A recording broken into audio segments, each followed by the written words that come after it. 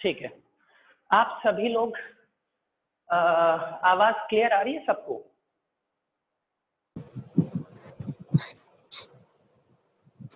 आ रही है sir.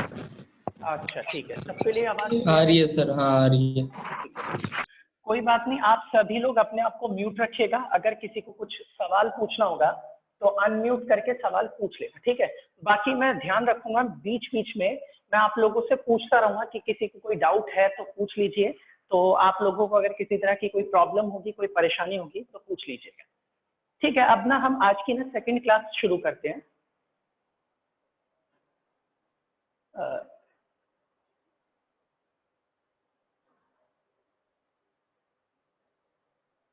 Okay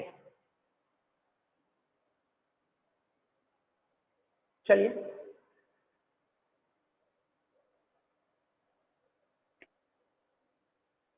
अब हम आज की सेकंड क्लास शुरू करते हैं। देखिए,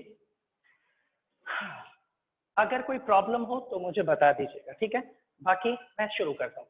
अच्छा देखो, आप लोगों को जो ये क्लासेस लेनी है ना, ये क्लास ऐसे नहीं लेनी कि आप घर में आराम से तसल्ली से बेड पे बैठे हुए हो या फिर आप लेटे हुए हो और क्लास ले रहे हो। भाई ऐसे करोगे ना आप बिल्कुल पढ़ाई नहीं कर पाओगे। फिजिक्स एक अच्छा सब्जेक्ट है, एक पूरा फोकस करने वाला सब्जेक्ट है। इसलिए अगर आप ऐसी कंडीशंस में बैठे हो कि रिलैक्स हो, बिल्कुल मत करो, आराम से एक रजिस्टर और पेन लेकर के तसल्ली से बैठ जाओ। आपको जो मैं यहाँ पढ़ाऊंगा आपकी मर्जी है, आप चाहो तो कॉपी कर लो, कॉपी कर लोगे थोड़ा बहुत ठीक रहेगा रफ में। बाकी ना मैं म्यूट कर दिया। आपके ग्रुप के अंदर ना जो भी मैं पढ़ाऊंगा पूरा मेरे हाथ से लिखा हुआ नोट ना, मैं नोट्स जितने भी हैं तो सारे के सारे मैं आपके भाई म्यूट कर दे। कर दिया भाई, शेयर कर दूंगा। भाई आपकी आवाज आ रही है, म्यूट नहीं हो रहा। अरे अगर नहीं पता तो बता दो भाई, कैसे म्यूट होगा बता दो थोड़ा सा, ठीक है। चलिए अब हम आज का ना टॉपिक स्टार्ट करते हैं, ध्यान से सुनिएगा। पिछले क्लास में ना मैंने आपको समझा दिया था इलेक्ट्रोस्टैटिक्स क्या है, चार्ज किसे कहा जाता है, कोई बॉडी को रगड़ने पर आखिर वो चार्ज कैसे हो जाती है, गोल्ड लीफ इलेक्ट्रोस्कोप क्या होता है। इन सभी चीजों के बारे में हमने चीजों को समझा था, जाना था और इसके बारे में पढ़ा था। अब आज का जो टॉपिक है ना, वो टॉपिक एनसीईआरटी में जब आप देखेंगे तो उसका नाम है कंडक्टर्स एंड इंसुलेटर्स, ठीक है। तो अब ना मैं कंडक्टर्स और इंसुलेटर्स की बात करने जा रहा हूँ क्योंकि एनसीईआरटी के हिसाब से नेक्स्ट टॉपिक यही है। अब बात को जरा आप ध्यान से सुनिएगा और समझने की कोशिश कीजिएगा कि क्या होते हैं कंडक्टर्स और क्या होते हैं इंसुलेटर्स। देखिए, सबसे पहली चीज, साइंटिस्टों के पास अब एक अपैरेटस है जिसे बोलते हैं गोल्ड लीफ इलेक्ट्रोस्कोप, जिसकी मदद से वो लोग ये चेक कर सकते हैं कि किसी बॉडी के ऊपर चार्ज है या नहीं है। मेरी आवाज सबके लिए क्लियर है ना? कोई एक जना अनम्यूट। ओके ओके हाँ जी सर, क्लियर है। ठीक है, थैंक यू। तो ओके बस चुप हो जाइए।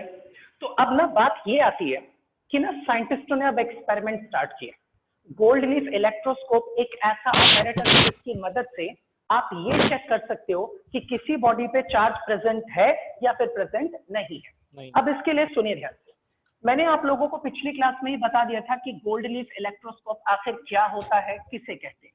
ये मैं शॉर्ट में एक छोटा सा इसका डायग्राम रफली फटाफट बना देता हूं यहाँ पर, क्योंकि मुझे बस इस डायग्राम को यूज करना है। आप सभी लोग ये चीज जानते हैं कि ये हमारे पास है गोल्ड लीफ इलेक्ट्रोस्कोप।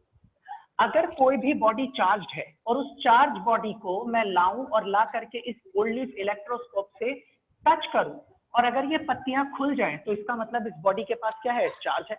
और अगर ये पत्तियां ना खुल पाए इसका मतलब इस बॉडी के पास चार्ज नहीं है। साइंटिस्टों ने क्या किया, एक मेटल की रॉड ली। भाई किसी का शायद माइक ओपन रह गया, प्लीज उसे म्यूट कर लीजिए। एक रॉड ली उन्होंने, मेटल रॉड। उस मेटल रॉड को लेकर के इन लोगों ने रब करना स्टार्ट किया। मेटल रॉड ली और इससे रब किया और रब करने के बाद ना वो इसे उठा करके लाए और ला करके ना इस गोल्ड लीफ इलेक्ट्रोस्कोप पे टच किया।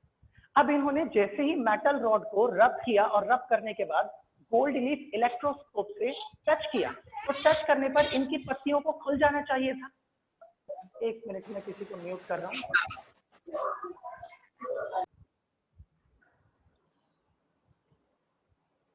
ठीक है, अब इन पत्तियों को ना खुल जाना चाहिए था, क्योंकि जैसे ही आप किसी चार्ज रॉड को लेके आते हो और लाने के बाद इसके ऊपर टच करते हो तो इन पत्तियों को खुलना चाहिए था। अब साइंटिस्टों के सामने ना एक बड़ी ही अजीब सी चीज हुई, और वो अजीब सी चीज ना उनके लिए समझने में बहुत ज्यादा मुश्किल हो रही थी। इन्होंने क्या किया, मेटल रॉड को लिया, रब किया, और रब करने के बाद ला करके यहाँ पर ना टच कर दिया। अब जैसे इसके ऊपर टच किया तो हम जानते हैं गोल्ड लीफ इलेक्ट्रोस्कोप की पत्तियों को खुल जाना चाहिए था, मगर ये पत्तियां खुली नहीं। अब पत्तियां नहीं खुलती, इसका क्या मतलब निकलता है? इसका मतलब यही निकलता है कि जरूर ये बॉडी चार्ज नहीं हुई होगी। अब ये लोग हैरान थे, यार हमने तो अभी अभी ये रिसर्च की है कि जब बॉडीज को हम रब करते हैं तो रगड़ने पर बॉडीज चार्ज हो जाती है, तो ये मेटल रॉड को जब मैं रगड़ के यहाँ लाके टच कर रहा हूँ, पत्तियों को खुलना चाहिए मगर ये पत्तियां नहीं खुल रही है। इसके पीछे की वजह क्या है, इसके पीछे का रीजन क्या है, क्यों इस तरह की दिक्कत आ रही है? अब सुनिए, इन्होंने क्या किया, मेटल रॉड को हटा के साइड में रख दिया। अब एक प्लास्टिक रॉड लाए और उससे रब किया, और उसे ला करके जैसे ही यहाँ पर टच किया पत्तियां खुल गई। फिर इन्होंने यही एक्सपेरिमेंट बहुत सारी चीजों के साथ किया, लेकिन एक बात ऑब्जर्व की कि मेटल की रॉड को जब कभी भी ये लोग रब करके यहाँ लाके टच करते थे ना, कभी भी यहाँ लाके टच करते थे, ये पत्तियां खुलती ही नहीं थी। ये लोग हैरान थे, क्या मेटल रॉड रब करने पर चार्ज नहीं होती क्या? सिर्फ प्लास्टिक रॉड ही चार्ज हो रही है? नहीं, बाद में रिसर्च हुई और इस बारे में हमें पता चली एक बात कि मेटल रॉड को जब हम लोग रब करते हैं तो रब करने के बाद वो मेटल रॉड चार्ज तो हो जाती है, लेकिन अगर मैं इसे रब कर दूं और रब करके यहाँ तक लेके आऊं तो लाते लाते में वो सारा का सारा चार्ज हाथ के थ्रू फ्लो करके कहाँ चला जाता है? जमीन के अंदर। इसका मतलब आप मेटल को जब रगड़ते हो तो रगड़ने पे वो चार्ज हो जाएगा, उसमें कोई प्रॉब्लम नहीं, लेकिन जब आप रगड़ करके यहाँ तक ला रहे हो इलेक्ट्रोस्कोप तक, तब तक लाते लाते में सारा का सारा चार्ज हमारे हाथ के थ्रू, बॉडी के थ्रू ग्राउंड में चला जाता है, सारा का सारा चार्ज फ्लो होता रहता है, लाते लाते में इसकी चार्जिंग पूरी की पूरी क्या हो जाती है? खत्म। और जब हम इसे यहाँ लाके टच करते हैं तो हमें लगता है कि भैया बॉडी तो चार्ज है ही नहीं। वहां से इन लोगों को ये बात पता चली, ये चीज उन लोगों को क्लियरली समझ में आई कि अच्छा, इसका मतलब ये हुआ कि मटेरियल्स भी कुछ अलग अलग तरह के, कुछ सब्सटेंसेस ऐसे हैं जो अपने अंदर से चार्जेस को फ्लो होने देते हैं, और कुछ सब्सटेंसेस ऐसे हैं जो अपने अंदर से चार्जेस को फ्लो नहीं होने देते। तो इन्होंने ये पता किया कि आखिर वो कौन से सब्सटेंसेस हैं जो चार्जेस को अपने अंदर से फ्लो होने देते हैं, और वो कौन से सब्सटेंसेस हैं जो चार्जेस को अपने अंदर से फ्लो होने देते हैं, और वो कौन से सब्सटेंसेस हैं जो चार्जेस को अपने अंदर से फ्लो नहीं होने देते। अब सुनिए ध्यान से, इन्होंने क्या किया कि अगर हमें ये बात पता चल गई है कि ऐसे कई सारे सब्सटेंसेस हैं जो अपने अंदर से चार्जेस को फ्लो होने देते हैं, और कुछ सब्सटेंसेस ऐसे हैं जो चार्जेस को फ्लो नहीं होने देते, तो इन्होंने ये सोचा कि क्यों ना हमें कैटेगरी बनाए, सारे के सारे सब्सटेंसेस को दो कैटेगरी में डिवाइड कर दिया जाए। सारे वो सब्सटेंसेस जो अपने अंदर से चार्जेस को आसानी से फ्लो होने देते हैं, और दूसरे सारे वो सब्सटेंसेस जो अपने अंदर से चार्जेस को इजीली फ्लो नहीं होने देते। तो इन्होंने क्या किया, इन सब्सटेंसेस को कैटेगराइज कर दिया, और कैटेगराइज करने के बाद इन्होंने इनका नाम रख दिया और ये कहा कि ऐसे सब्सटेंसेस जो अपने अंदर से चार्जेस को आसानी से इजीली फ्लो होने देंगे उन्हें हम लोग बोलेंगे क्या? कंडक्टर्स। और ऐसे सब्सटेंसेस जो अपने अंदर से चार्जेस को इजीली फ्लो नहीं होने देंगे हम उन्हें क्या बोलेंगे? इंसुलेटर्स। ठीक है, तो यहीं से एक टॉपिक बनता है कंडक्टर का, और एक आता है इंसुलेटर्स। तो क्या कहा जाता है, व्हाट इज कंडक्टर? कहा जाता है ऐसे सब्सटेंसेस जो अपने अंदर से चार्जेस को इजीली फ्लो होने देते हैं उन्हें हम लोग बोलते हैं कंडक्टर्स, और ऐसे सब्सटेंसेस जो अपने अंदर से चार्जेस को इजीली फ्लो नहीं होने देते उन्हें बोला जाता है इंसुलेटर्स। अब मेरी बात का ख्याल रखिएगा, कई लोग आपको ये बोलते हैं कि इंसुलेटर्स वो होते हैं जो चार्जेस को फ्लो होने ही नहीं देते। याद रखिएगा, इंसुलेटर्स में एक होता है परफेक्ट इंसुलेटर, वो चार्जेस को फ्लो नहीं होने देता, लेकिन जो इंसुलेटर्स होते हैं वो चार्जेस के फ्लो में ज्यादा रुकावट पैदा करते हैं। इसका मतलब कंडक्टर वो सब्सटेंसेस होते हैं जो अपने अंदर से चार्जेस को इजीली फ्लो होने देते हैं, और इंसुलेटर्स वो सब्सटेंसेस होते हैं जो अपने अंदर से चार्जेस को इजीली फ्लो नहीं होने देते। जैसे मेटल की जो रॉड होती है वो एक कंडक्टर है, इसका मतलब मेटल रॉड अपने अंदर से चार्जेस को इजीली फ्लो होने देती है। ह्यूमन बॉडी, एनिमल बॉडी, ये भी क्या होती है? कंडक्टर्स होती है। आप अगर किसी भी बॉडी के अंदर चार्ज है और आप उस चार्ज बॉडी को टच करते हो तो सारा का सारा चार्ज आपकी बॉडी के थ्रू कहाँ चला जाएगा? जमीन। अगर कोई भी इलेक्ट्रिक वायर जिसमें बिजली है, आप उसको जैसे ही पकड़ेंगे ना, उसका सारा का सारा चार्ज आपकी बॉडी के थ्रू कहाँ जाना शुरू हो जाता है? जमीन में। और जब वो चार्जेस हमारी बॉडी में से फ्लो करके जमीन में जाते हैं तभी हमें इलेक्ट्रिक करंट लगता है, तभी हमें यहाँ पर ये प्रॉब्लम होती है। तो अब सुनिए जरा ध्यान से, इसका मतलब human body, animal body, metals, ये सब की सब चीजें जो है वो क्या है? कंडक्टर्स। इसके अलावा इंसुलेटर्स किसे कहते हैं? ऑल दोज सब्सटेंस, वो सभी सब्सटेंसेस जिनके अंदर से चार्जेस इजीली फ्लो नहीं कर सकते, उन्हें बोला जाता है इंसुलेटर। कहते हैं कंडक्टर्स में ना large number of free electrons होते हैं और वो फ्री इलेक्ट्रॉन्स आसानी से एक जगह से दूसरी जगह तक जाते हैं, जिसकी वजह से चार्जेस फ्लो कर सकते हैं। लेकिन इंसुलेटर में फ्री इलेक्ट्रॉन्स नहीं होते या बहुत ही कम होते हैं, इतने कम फ्री इलेक्ट्रॉन्स या होते ही नहीं है कि चार्जेस एक जगह से दूसरी जगह तक फ्लो नहीं हो पाता। अगर हम बात करें जितने भी नॉन मेटल्स हैं, जैसे कि लकड़ी की बात कीजिए, प्लास्टिक हो गया, रबड़ हो गया, स्टोन हो गया, पेपर हो गया, ये सारी की सारी चीजें जो हैं ये सभी की सभी इंसुलेटर्स हैं। अगर आप इनके अंदर एक तरफ से चार्ज डालोगे ना तो दूसरी तरफ से चार्ज फ्लो करके वहां नहीं पहुंचेगा। लेकिन अगर इसकी जगह पे मैं एक कॉपर की वायर ले लूं जो कि कंडक्टर है, एक तरफ अगर चार्ज आप भेजोगे तो वो अपने आप ही फ्लो करके दूसरी तरफ पहुंच सकता है। तो इसका मतलब कंडक्टर्स क्या होते हैं, इंसुलेटर्स क्या होते हैं, वो आप लोगों को अब पता चल गया है। चलिए अब सुनिए ध्यान। देखो भाई, मैं ना अब आपको एक लॉजिकल बात समझाता हूँ, ध्यान से समझिएगा। कंडक्टर और इंसुलेटर में कई बार ना फर्क पूछा जाता है। ऐसा नहीं, फर्क इस तरीके का नहीं कि पेपर में आपसे डिफरेंस ही पूछ लें इस चीज का। फर्क मीन्स क्या फर्क है, मैं थोड़ा सा आपको मेन बात समझाऊं।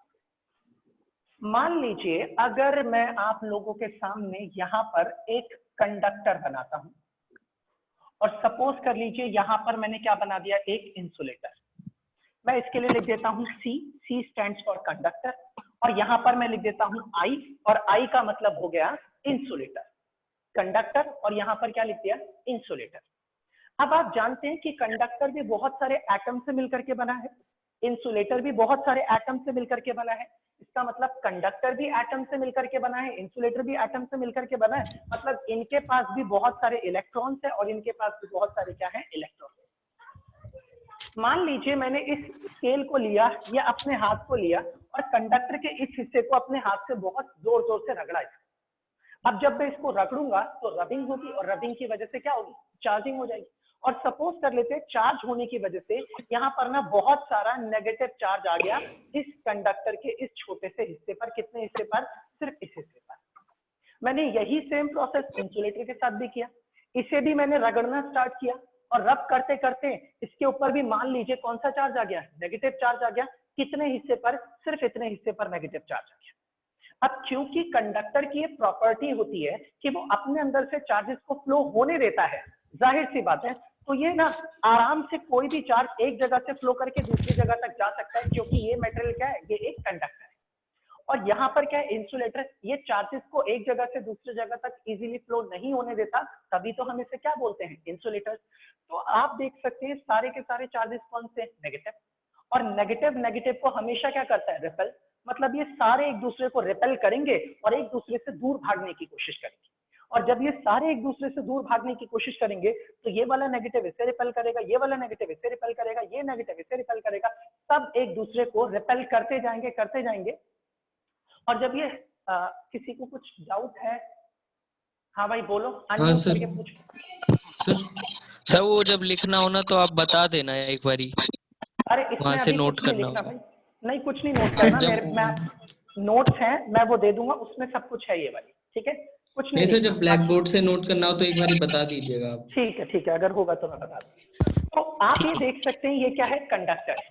कंडक्टर में ये इतने सारे नेगेटिव चार्जेस हैं, ये सारे के सारे चार्जेस एक दूसरे को क्या कर रहे हैं, रिपेल कर रहे हैं। अब रिपेल कर रहे हैं तो रिपेल होकर के सब एक दूसरे से कहाँ भागने की कोशिश करेंगे, दूर भागने की कोशिश करेंगे। तो ये सारे के सारे ये कंडक्टर है, अपने अंदर से चार्जेस को देता है, जिसकी वजह से ये चार्जेस ना एक दूसरे को रिपेल करके जितना दूर दूर जा सकते हैं उतनी दूर दूर चले जाएंगे, और रिपेल हो करके जितना दूर दूर जा करके रह सकते हैं उतना मैक्सिमम डिस्टेंस तक जाकर के पहुंच जाएंगे, और इनके लिए सबसे ज्यादा दूर वो कहां तक जा सकते हैं, सिर्फ और सिर्फ सरफेस तक जा सकते हैं, और इससे ज्यादा नहीं जा सकते। इसका मतलब कंडक्टर को अगर आप चार्ज करते हो, उसके किसी भी हिस्से को आप रगड़ के चार्ज करो, उनका जो चार्ज है वो पूरे के पूरे कंडक्टर के ऊपर हर जगह फैल जाएगा।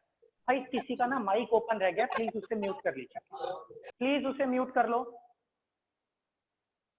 तो यहां पर हमारे पास इस तरीके से कंडक्टर के केस में आप किसी भी हिस्से को रगड़ोगे और चार्ज करोगे तो वो सारे का सारा चार्ज सेम होगा, और सिमिलर चार्जेस हमेशा एक दूसरे को रिपेल करते हैं, और ये रिपेल करके ना जितनी दूर दूर हो सकते हैं उतनी दूर दूर फैल जाएंगे। इसीलिए कहा जाता है कि कंडक्टर को जब भी चार्ज किया जाता है तो उसके ऊपर जो चार्ज है वो यूनिफॉर्मली पूरी बॉडी के ऊपर हर जगह पर बराबर बराबर क्या हो जाता है, डिस्ट्रीब्यूट हो जाता है। और जितना दूर भागने की कोशिश करते हैं, इसका मतलब कहा जाता है कि चार्ज जो है वो कहां पर पहुंच जाता है, इसकी सरफेस के ऊपर आ जाता है। यानी कि अगर मैं एक मेटल की बॉल लूं और उससे रगड़ दूं और बोलूं कि मैंने सिर्फ इस हिस्से को रगड़ा है, आप किसी भी हिस्से को रगड़ो, पूरा चार्ज पूरी की पूरी मेटल की बॉल के ऊपर हर तरफ यूनिफॉर्मली डिस्ट्रीब्यूट हो जाएगा। चार्ज अंदर नहीं रहेगा, वो सरफेस तक पहुंच जाएगा, क्योंकि सारे चार्जेस एक दूसरे को रिपेल करते हैं। ऐसा इसमें नहीं होता। ये क्या है, इंसुलेटर। अब इंसुलेटर को भी आपने चार्ज किया, यहां पर भी नेगेटिव चार्जेस है, सभी एक दूसरे को रिपेल कर रहे हैं। ये चार्ज इसको रिपेल करके ढकेल के दूर ले जाना चाहता है, लेकिन एक्चुअल में ये इंसुलेटर है, और इंसुलेटर जो है वो चार्जेस को फ्लो नहीं होने देते। इसलिए आपने जिस हिस्से को चार्ज किया वो चार्ज हमेशा वहीं पर बना रहेगा।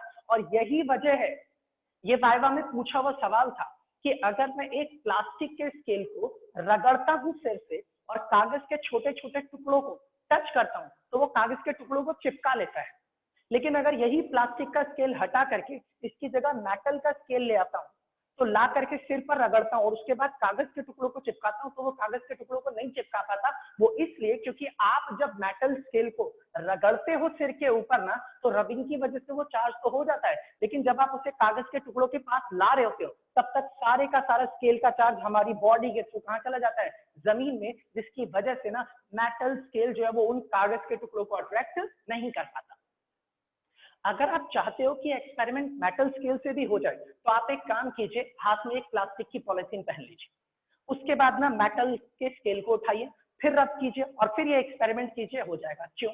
क्योंकि जब आपने प्लास्टिक की पॉलिथीन हाथ में पहन ली और मेटल का स्केल पकड़ लिया तो जाहिर सी बात है स्केल से चार्ज जब हाथ में जाने की कोशिश करेगा तो प्लास्टिक क्या है, एक इंसुलेटर, और इंसुलेटर जो है वो अपने अंदर से चार्जेस को फ्लो नहीं होने देता, जिसकी वजह से जो भी चार्जेस हैं वो स्केल के ऊपर बने रहेंगे, और जब आप कागज फाड़ेंगे और चिपकाएंगे तो वो आसानी से इस पर चिपक सकते हैं। एक चीज और, किताब में एनसीईआरटी में लिखा हुआ कि जब भी हम खाना खाते हैं तो कई बार खाना खाने के लिए हम लोग चम्मच का इस्तेमाल करते हैं, मेटालिक होता है, स्टील का, और जब हम उस चम्मच को मुंह में डाल के बाहर निकालते हैं तो चम्मच और माउथ के बीच में क्या होता है, फ्रिक्शन होता है।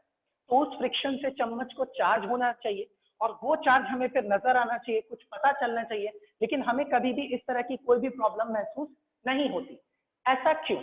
ऐसा इसलिए क्योंकि चम्मच ना मेटालिक होता है।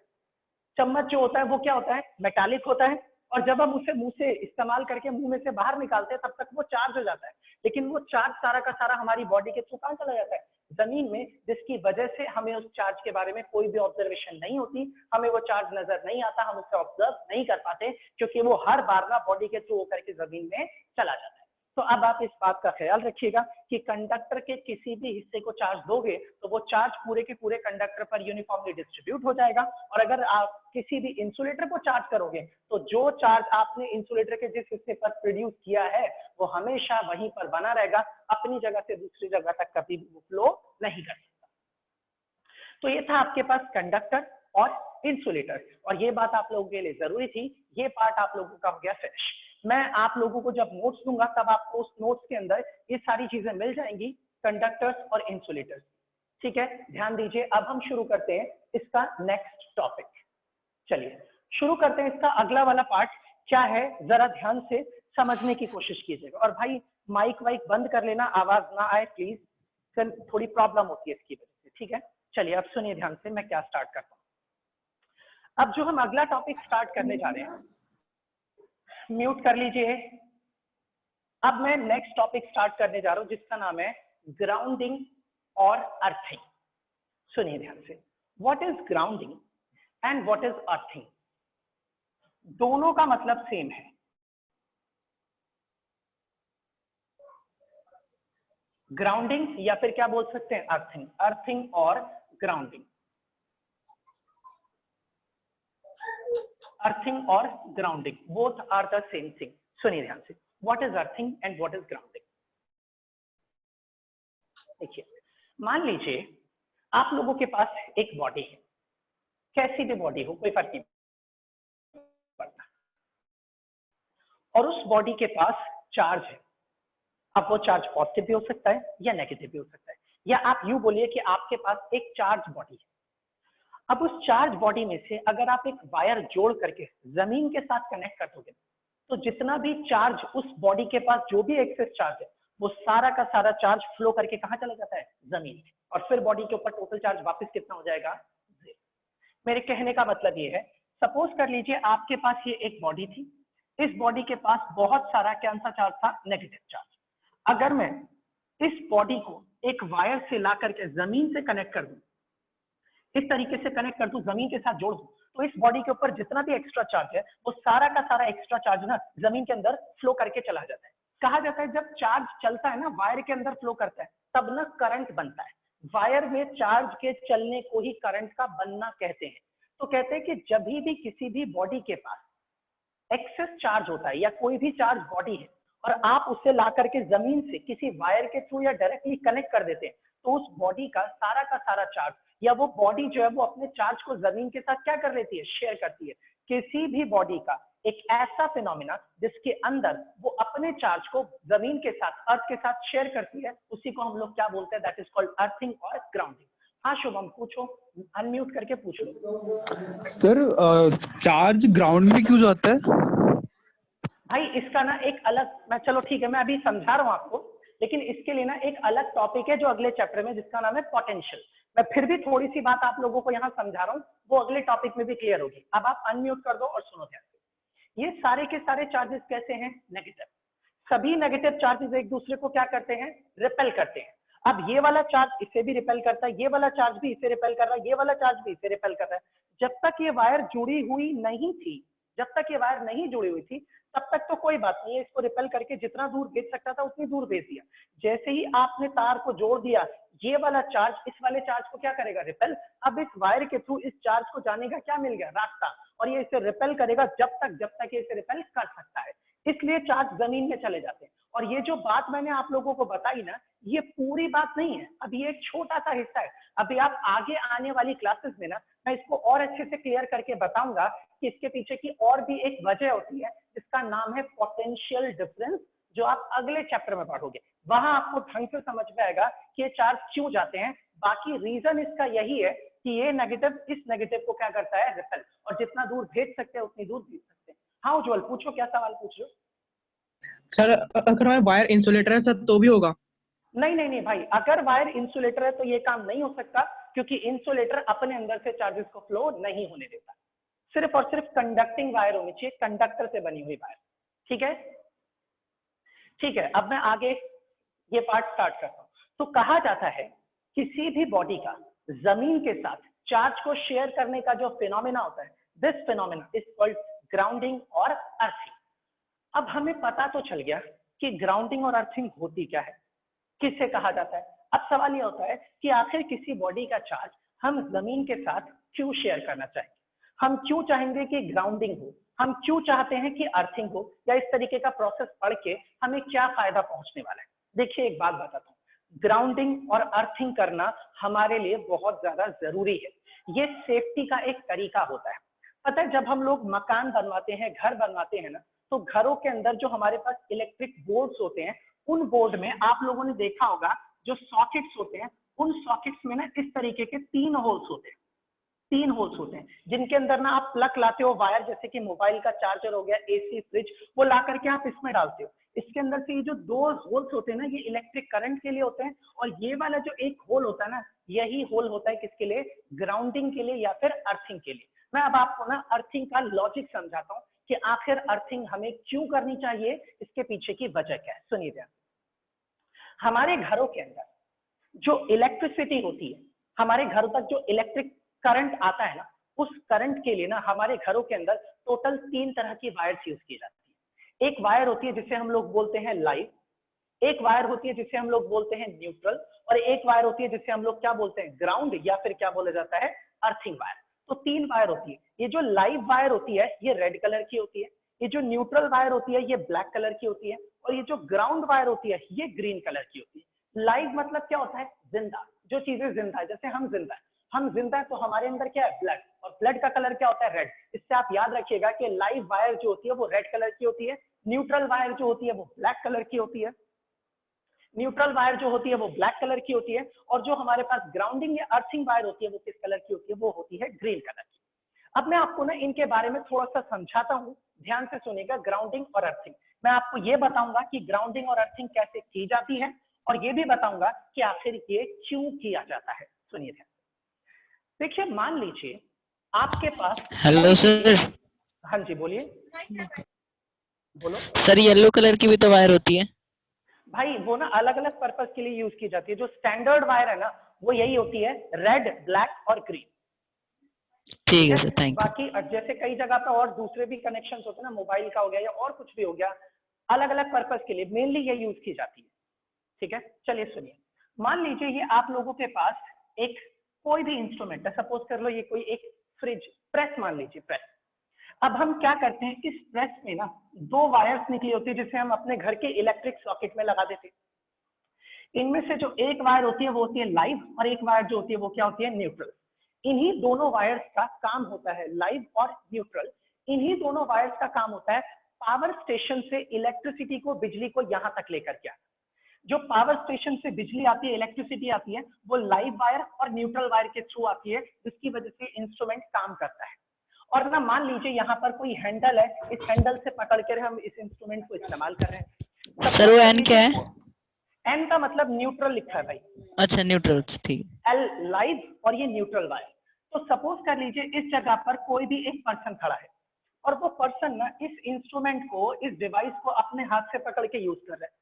मान लीजिए किसी भी वजह से, किसी भी गलती की वजह से, इंस्ट्रूमेंट की खराबी की वजह से, सपोज कर लो या फिर यूं मान लो ये वायर अगर टूट जाए और ये टूट करके इस इंस्ट्रूमेंट की बॉडी को टच करना शुरू कर दे, जो कि एक मेटालिक बॉडी हो या कुछ भी, तो इस तरह से ना इस वायर से आने वाला जो इलेक्ट्रिक करंट है या जो चार्ज है वो पूरी की पूरी इस बॉडी के ऊपर क्या हो जाएगा, फैल जाएगा। वो चार्ज पॉजिटिव भी हो सकता है और क्या हो सकता है, नेगेटिव भी। अब ऐसी सिचुएशन में अगर इंस्ट्रूमेंट में किसी भी तरह की कोई भी खराबी है या कहीं से वायर कटी हुई है और वो बॉडी को टच कर रही है, और ऐसी सिचुएशन में अगर आप अपने हाथ से इस बॉडी को टच करोगे तो जितना भी ये चार्ज है वो आपकी बॉडी के थ्रू कहाँ जाना शुरू हो जाएगा, जमीन के अंदर। और अगर चार्ज हमारी बॉडी के थ्रू जमीन में जाना शुरू हो जाता है तब हमें लगता है इलेक्ट्रिक करंट, या फिर कहते हैं कि हमें इलेक्ट्रिक शॉक लगता है।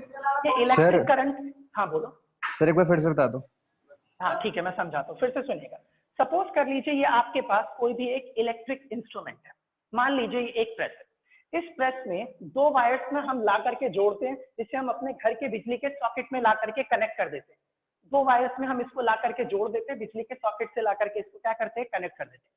ये जो लाइव और न्यूट्रल वायर है, ये दोनों वायर ना पावर स्टेशन से बिजली को लेकर के आती है, इलेक्ट्रिसिटी लाती है, और वही इलेक्ट्रिसिटी इस इंस्ट्रूमेंट को मिलती है, जिसकी वजह से इंस्ट्रूमेंट काम करता है, वर्क करता है। मान लीजिए ये एक हैंडल है जो एक आदमी ने पकड़ रखा है, उस हैंडल से वो इसे यूज करेगा। सपोज कर लीजिए इंस्ट्रूमेंट में किसी तरह की कोई भी अगर खराबी हो जाती है, कोई भी गड़बड़ी हो जाती है, या मान लीजिए किसी जगह से कोई वायर टूटी हुई है, कटी हुई है, और उस वायर के कटने के बाद वो बॉडी के ऊपर या इस इंस्ट्रूमेंट की वायर ना कहीं पे टच हो रही है, जिसकी वजह से इस बॉडी से निकलने वाला चार्ज, इस वायर से निकलने वाला चार्ज इस पूरे के पूरे इंस्ट्रूमेंट पर फैल जाएगा। अगर ये चार्ज फैल गया और आपने इसको हैंडल से पकड़ के यूज करना शुरू किया, तो ये सारा का सारा चार्ज ना आपकी बॉडी के थ्रू कहाँ जाना शुरू हो जाएगा, जमीन में। और जब ये चार्ज आपकी बॉडी के थ्रू जमीन में आएगा ना, तब आपको इलेक्ट्रिक करंट लगेगा, इलेक्ट्रिक शॉक लगेगा। मैं छोटा सा 2 मिनट के लिए इस चीज को रोक करके एक बात समझाता हूँ। पता है एक्चुअल में करंट क्या होता है? जब चार्जेस चलते हैं ना तब बनता है करंट। बहुत सारे इलेक्ट्रॉन चलेंगे ना तो क्या बनेगा, करंट। अब मान लीजिए एक इलेक्ट्रिक वायर है और ये रही वायर और इसके अंदर करंट फ्लो कर रहा है। करंट फ्लो करने का मतलब इसमें बहुत सारे इलेक्ट्रॉन चल रहे हैं, चार्ज चल रहे हैं। आप जैसे इसको हाथ लगाओगे ना, वो सारे के सारे इलेक्ट्रॉन एकदम से आपके हाथ के अंदर घुसेंगे और इतने सारे इलेक्ट्रॉन, इतना सारा चार्ज एकदम से आपके हाथ में घुसेगा तो आपके हाथ के जो छोटे छोटे पार्टिकल्स हैं, इतने सारे इलेक्ट्रॉन उन हाथ के पार्टिकल से एकदम से टकराएंगे, कोई आपको एकदम से धक्का दे कस के तो आपको झटका लगेगा पीछे की तरफ।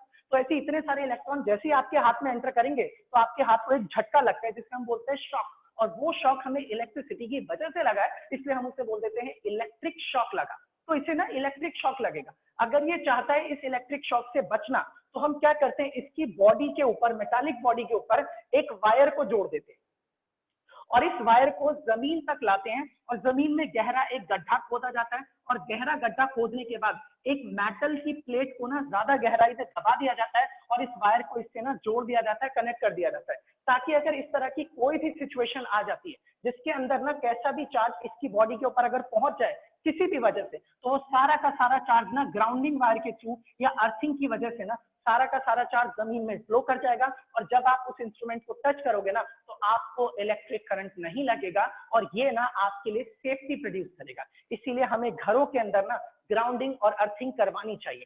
हम लोग जो नॉर्मल मकान बनाते हैं ना तो ऑप्शन तो हमें मिलता है तीनों वायर्स का, लेकिन लोग ना ग्राउंडिंग वाली वायर्स कोई नहीं लगवाता, वो इसलिए कि सस्ता पड़ेगा, पैसा बचेगा, हमारा काम तो चल ही रहा है। लेकिन जो बड़ी बड़ी बिल्डिंग्स होती हैं या जो बहुत बड़े बड़े कारखाने होते हैं या यूं मान लीजिए ऐसे इंस्ट्रूमेंट जो ज्यादा महंगे होते हैं जैसे कि एसी हो गया, फ्रिज हो गया या बड़ी बड़ी मोटरें हो गई, आप कभी भी उनके अंदर 2 वायर्स नहीं देखेंगे, हमेशा कितनी वायर मिलेंगी? 3। लेकिन हमारा जो मोबाइल का चार्जर होता है उसमें सिर्फ 2 ही वायर्स होती है। क्यों?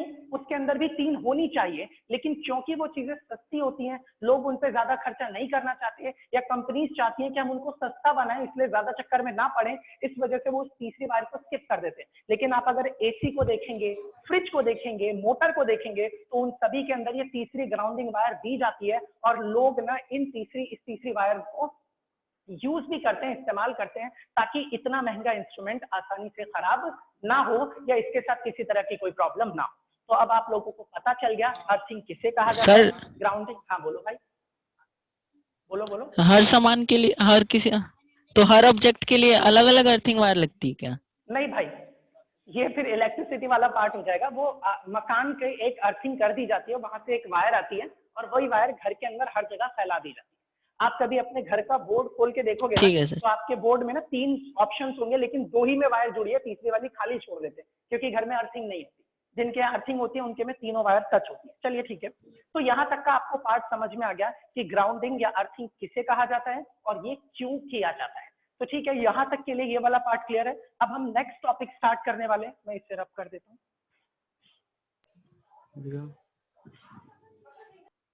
डस्टर कहाँ रखते हैं?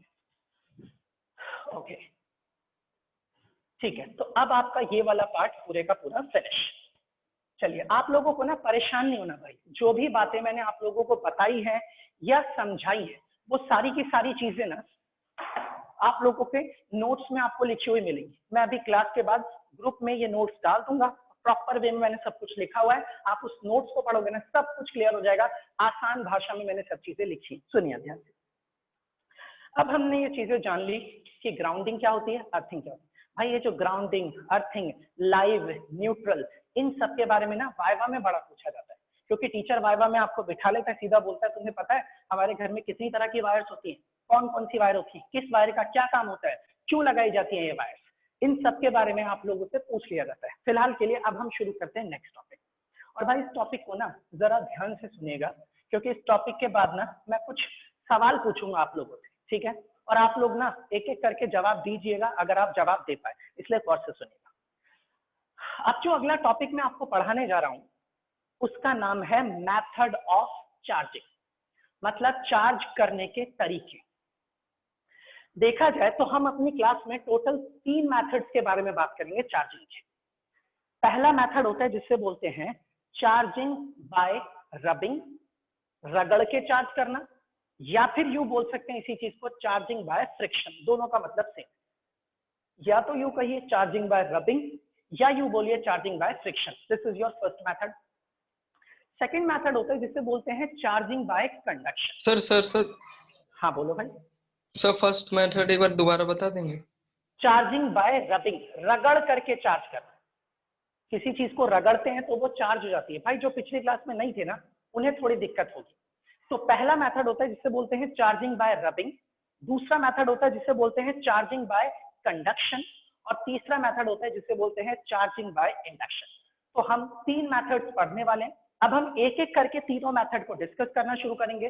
सबसे पहला जो मेथड है वो है चार्जिंग बाय रबिंग या फिर चार्जिंग बाय फ्रिक्शन। इस मेथड के बारे में हम पिछली क्लास में डिस्कस कर चुके थे।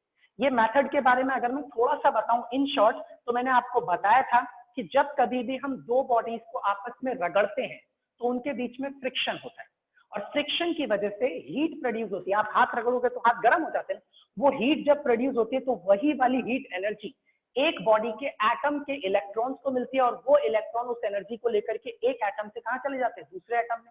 जिस बॉडी से एटम निकलता है उस पर पॉजिटिव चार्ज आता है, और जिस बॉडी में एटम एंटर कर जाता है उस पर नेगेटिव चार्ज आता है। तो ये था चार्जिंग बाय रबिंग या चार्जिंग बाय फ्रिक्शन भी बोलते हैं। इसके बारे में हम बात कर चुके हैं। ये बहुत ही ज्यादा आसान है, सिंपल है, इस वजह से इसे पेपर में भी नहीं पूछा जाता। लेकिन पेपर में नहीं पूछा जाता इसलिए नहीं छोड़ रहा क्योंकि मैं पिछली क्लास में ये पूरा पढ़ा चुका हूं, इस वजह से मैं इस टॉपिक के बारे में अब बात नहीं कर रहा। अब हमारे पास मेन बचते हैं 2 मेथड। एक होता है चार्जिंग बाय कंडक्शन और अगला है चार्जिंग बाय इंडक्शन। तो सबसे पहला जो मेथड मैं अब आपको डिस्कस करने जा रहा हूं उसका नाम है क्या, this is charging by conduction. तो सुनिए भाई ध्यान से, what is charging by conduction. देखिए, एक ऐसा मेथड जिसके अंदर किसी अनचार्ज बॉडी को चार्ज करने के लिए किसी दूसरी चार्ज बॉडी के साथ किसी वायर से या डायरेक्टली जोड़ करके चार्ज किया जाए, इस तरह के मेथड को या इस तरह के प्रोसेस को या इस तरह के फिनोमिना को कहा जाता है चार्जिंग बाय कंडक्शन। मैं समझाता हूं, ध्यान से। सपोज कर लीजिए आपके पास ये रही एक बॉडी, और ये बॉडी अनचार्ज है, कंडक्टर है और अनचार्ज है, इसके पास चार्ज नहीं है। अब मैं चाहता हूं इसको चार्ज करना। तो सबसे पहला सवाल ये आता है कि आप इसे चार्ज करना चाहते हो, यानी कि आप चाहते हो कि ये बॉडी चार्ज हो जाए। तो चार्ज तो 2 तरह के हैं, आपको कौन सा वाला चार्ज करना है इसके ऊपर, आप पॉजिटिवली चार्ज करना चाहते हो या इसे नेगेटिवली।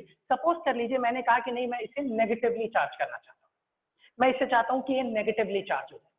तो अगर आप चाहते हो कि नेगेटिवली चार्ज हो जाए, मान लीजिए अगर आप इसको नेगेटिवली चार्ज करना चाहते हो तो आपको ना एक बॉडी ढूंढ के लानी पड़ेगी जिसके पर पहले से ही नेगेटिव चार्ज मौजूद है। इसका मतलब ये हुआ कि आप एक बॉडी ढूंढ के लाए कहीं से भी जिसके पास पहले से ही ढेर सारा कैसा चार्ज मौजूद था, नेगेटिव चार्ज प्रेजेंट था। अब मैं इस बॉडी को लेके आया, इसके पास नेगेटिव चार्ज पहले से है, और ये रही वो अनचार्ज कंडक्टर बॉडी, कंडक्टिंग बॉडी जिसको मैं चार्ज करना चाहता हूँ। अब आप इस बॉडी को उठाइए और ला करके इसके साथ डायरेक्टली टच कर दीजिए, या फिर किसी एक कंडक्टिंग वायर, याद रखिएगा कंडक्टिंग वायर का मतलब है वो वायर जो कंडक्टर से बनी है, जो अपने अंदर से चार्ज को जाने देगी, इसको इसके साथ ला करके कांटेक्ट में ले आइए, कनेक्ट कर दीजिए, या तो डायरेक्टली टच कर दीजिए या फिर किसी वायर से जोड़ दीजिए। जब आप इसको वायर से जोड़ दोगे तो इसका कुछ चार्ज इसमें से फ्लो करके इसके अंदर आ जाएगा, और जब इसका कुछ चार्ज इसके अंदर फ्लो करके आ जाएगा तो इस तरह के फिनोमिना को और मेथड को हम लोग बोलते हैं चार्जिंग बाय कंडक्शन। अब एक सवाल दिमाग में उठता है कि सर अपने आप ही चार्ज फ्लो करके यहां से यहां तक क्यों आ जाएगा, ये क्या मतलब है, आप तार जोड़ दोगे तो इसका कुछ चार्ज इसमें से इसमें अंदर चला जाएगा। इसके भाई 2 लॉजिकल रीजन है। एक रीजन आप आगे वाले चैप्टर में पढ़ोगे, बाकी एक बात मैं आपको समझा देता हूं। मान लीजिए यहाँ पर कोई भी वायर नहीं, ये सारे के सारे नेगेटिवली चार्ज बॉडी है पूरी की पूरी, और इतने सारे नेगेटिव चार्ज इसके ऊपर मौजूद है। ये सभी नेगेटिव चार्ज एक दूसरे को जबरदस्ती क्या कर रहे हैं, रिपेल कर रहे हैं, दूर भागना चाहते हैं। ये ज्यादा से ज्यादा इसकी सरफेस तक पहुंच सकते हैं, इससे ज्यादा दूर नहीं जा सकते क्योंकि इनके पास रास्ता नहीं है। हमने क्या किया, एक वायर को लिया और वायर से इसको ला करके टच कर दिया। अब ये वाला जो एक नेगेटिव चार्ज आप लोग देख रहे हैं, इस एक नेगेटिव चार्ज को ये भी रिपेल कर रहा है, इस नेगेटिव चार्ज को ये भी रिपेल कर रहा है, इस नेगेटिव चार्ज को ये भी रिपेल कर रहा है, इस नेगेटिव चार्ज को, ये सारे ही रिपेल कर रहे हैं। और जब सब इसको धक्का मार के रिपेल करेंगे ना तो ये यहाँ से मूव करेगा और यहाँ से मूव करते करते बाहर आ जाएगा और इस जगह पर आकर के पहुंच जाएगा। अब ये वाला एक चार्ज यहाँ से निकल गया। अब जाहिर सी बात है, सपोज कर लीजिए अब इसकी बारी आ गई। अब ये सारे के सारे चार्ज इसको भी क्या करेंगे, जबरदस्ती रिपेल करेंगे। जब इसे रिपेल करेंगे और ये भी मूव करते हुए यहाँ तक पहुंचेगा, इस जगह मान लीजिए पहुंच गया, तो अब ये नेगेटिव भी तो इसको रिपेल करेगा और ये सारे नेगेटिव भी इसको जबरदस्ती क्या करेंगे, रिपेल। लेकिन जाहिर सी बात है ये अकेला है, इसलिए ये उतना ज्यादा फोर्स नहीं लगा पाएगा जितना ज्यादा फोर्स ये सारे लोग लगाएंगे। इसका मतलब है ये ज्यादा रिपेल कर रहे हैं और ये कम रिपेल कर पा रहा है, तो ओवरऑल ये बॉडी इसके रिपल्शन की वजह से एंटर करके यहाँ पर पहुंच जाएगी। इसी तरह से तीसरा चार्ज, इसी तरह से चौथा चार्ज, और ये चार्जेस को रिपेल करते करते यहाँ तक पहुंचाते जाएंगे और आप खुद ही समझदार हो कि ये चार्ज तब तक फ्लो करते रहेंगे जब तक ना यहाँ का और यहाँ का चार्ज कैसा ना हो जाए, बिल्कुल बराबर ना हो। अगर मान लो यहाँ पर भी 4 पॉजिटिव चार्ज है और यहाँ पर भी 4 ही पॉजिटिव चार्ज हो, तो अब की बार क्या होगा, अब ना तो ये चार्ज जब इधर से कोई चार्ज रिपेल करेगा ये भी उतना ही चार्ज रिपेल करेंगे, ये भी उतना ही रिपेल करेंगे, क्योंकि दोनों की क्वांटिटी कैसी हो गई, बिल्कुल सेम। अब कोई चार्ज ना तो उधर जाएगा ना इधर जाएगा, इसका मतलब ये हुआ कि दोनों के ऊपर चार्ज बिल्कुल बराबर बराबर बढ़ जाएगा। यानी कि अगर मैं ये मान लेता हूँ कि पहले इस बॉडी के ऊपर टोटल चार्ज Q था, हम चार्ज को Q से रिप्रेजेंट करते हैं, तो जैसे ही आपने इसको इस वायर से जोड़ दिया तो इसका आधा चार्ज इसमें से इसमें ट्रांसफर हो जाएगा। यानी कि अब इसके पास जो चार्ज आ जाएगा वो कितना होगा, Q/2, और इसका भी जो चार्ज बचेगा वो कितना होगा, Q/2। किसी को कुछ पूछना है सर? भाई? हाँ बोलो। सर अगर दोनों का अलग अलग वेट, मतलब अलग अलग साइज है तब भी इक्वल। मैं यही बोलने वाला हूँ, मेरी बात खत्म नहीं। सुनिए, ये जो म्यूट कर लीजिए, अब म्यूट कर लीजिए, म्यूट कर लो भाई, आवाज आ रही है। ये जो अब बॉडी, म्यूट कर लो, ये जो भाई मैं रिमूव कर दूंगा, इस तरह से मत करो, बात कर लो। ऋत्विक शायद आपकी आवाज आ रही है क्या? नहीं सर मेरा म्यूट है सर। वो अश्वनी है, अश्वनी आवाज बंद करो भाई इसकी। ठीक है, अब सुनिए ध्यान से। तो अब ना एक्चुअल में ना ऐसा तभी हो पाता है जब ये दोनों बॉडीज ना आइडेंटिकल साइज की हो, जब इनका साइज बिल्कुल एक जैसा हो। लेकिन अगर एक बॉडी ज्यादा बड़े शेप की है और एक बॉडी छोटे शेप की है ना, तब इनमें जो चार्जेस का डिस्ट्रीब्यूशन होता है वो इक्वल नहीं होता, वो बराबर नहीं होता। किसी एक में चार्ज ज्यादा हो जाता है और किसी एक में चार्ज कम हो जाता है। वो चार्ज क्यू ज्यादा होता है, क्यू कम होता है, इसके लिए एक अलग से चैप्टर बना हुआ है, चैप्टर नंबर 2, जिसका नाम है कैपेसिटेंस। उस कैपेसिटेंस में आप इस बात के बारे में पढ़ेंगे, जानेंगे, लेकिन फिलहाल इस बात का ख्याल रखिएगा कि अगर दो बॉडीज हैं, दोनों का साइज आइडेंटिकल है, तो हमेशा ये दोनों की दोनों जो बॉडी है, ये दोनों की दोनों बॉडीज ना टोटल चार्ज को आधा आधा बांट लेंगी, अगर ये दोनों बॉडीज आइडेंटिकल शेप की हैं तो। और अब आप लोगों को मैंने ये बता दिया कि क्यों ये दोनों की दोनों बॉडीज बराबर बराबर आपस में चार्जेस को बांट लेती। अब आप एक बात सीधी सी याद रखिए, वो बात ये है कि अगर कभी भी आप एक चार्ज बॉडी को किसी दूसरी चार्ज बॉडी के साथ ला करके जोड़ेंगे, वायर से या किसी भी डायरेक्टली किसी भी तरीके से, तो उनके बीच में जो चार्जिंग शेयर होगी, तो इस तरह के प्रोसेस को, इस फिनोमेना को हम लोग नाम देंगे चार्जिंग बाय कंडक्शन। और इस फिनोमेना के अंदर जो भी टोटल चार्ज होगा, वो दोनों की दोनों बॉडीज मिल करके टोटल चार्ज को आधा आधा बांट लेंगी।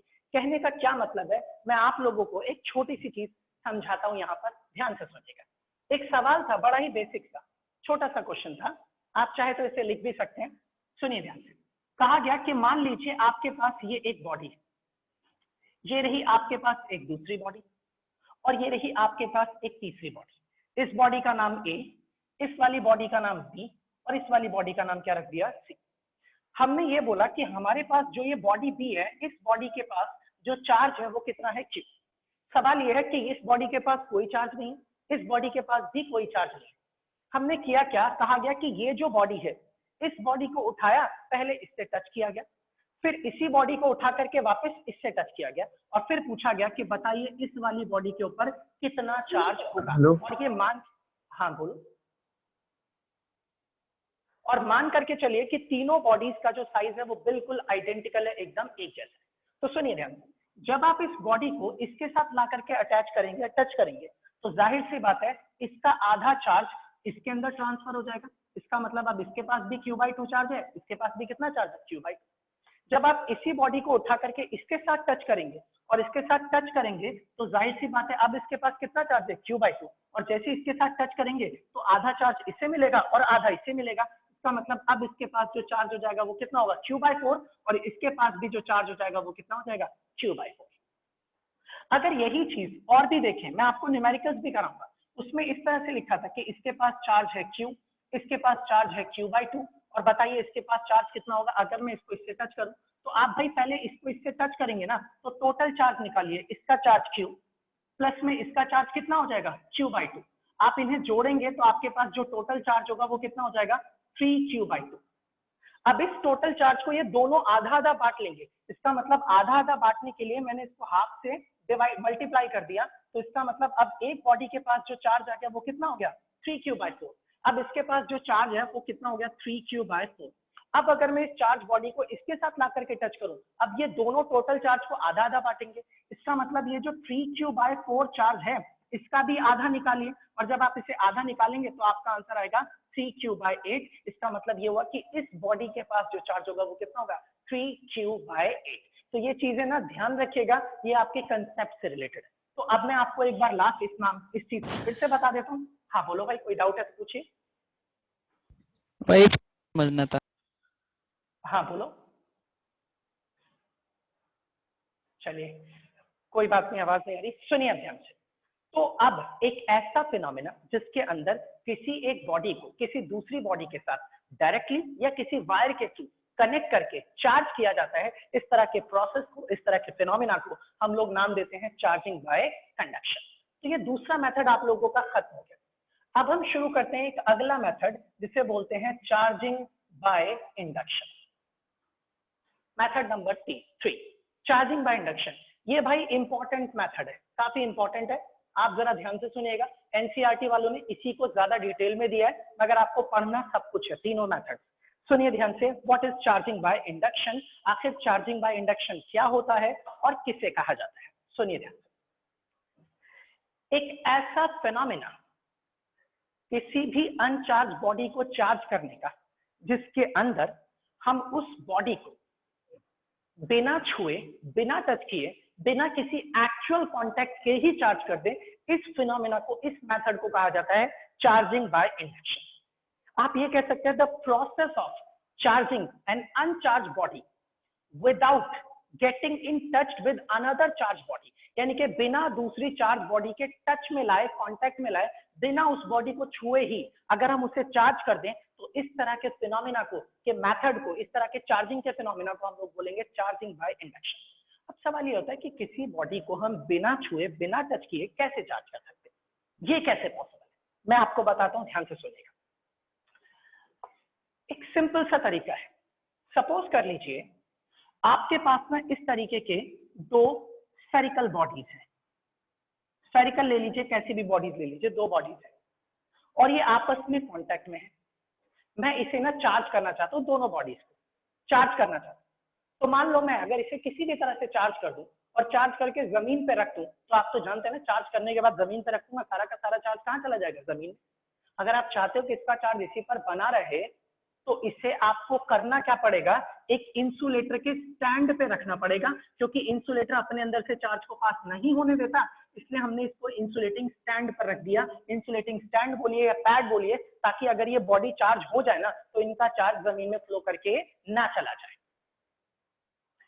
तो अब सुनिए ध्यान से, ये मैंने स्टेप नंबर 1 लिखा आप लोगों के सामने। ये मेरे पास दो बॉडीज है जिन्हें मैं चार्ज करना चाहता हूं और इनको मैंने इंसुलेटिंग स्टैंड के ऊपर रख दिया है। अब स्टेप नंबर 2 की बात करते हैं। ये जो दो बॉडीज हैं आपके पास, इन दोनों बॉडीज को ऐसे ही रहने दीजिए जैसे ये हैं, बिल्कुल एज इट इज, जिस तरीके की हैं इन्हें ऐसे ही रहने दीजिए। और ना आप ना एक रॉड लेके आइए जिसके पास पहले से ही कोई सा भी चार्ज हो, चाहे पॉजिटिव चाहे नेगेटिव।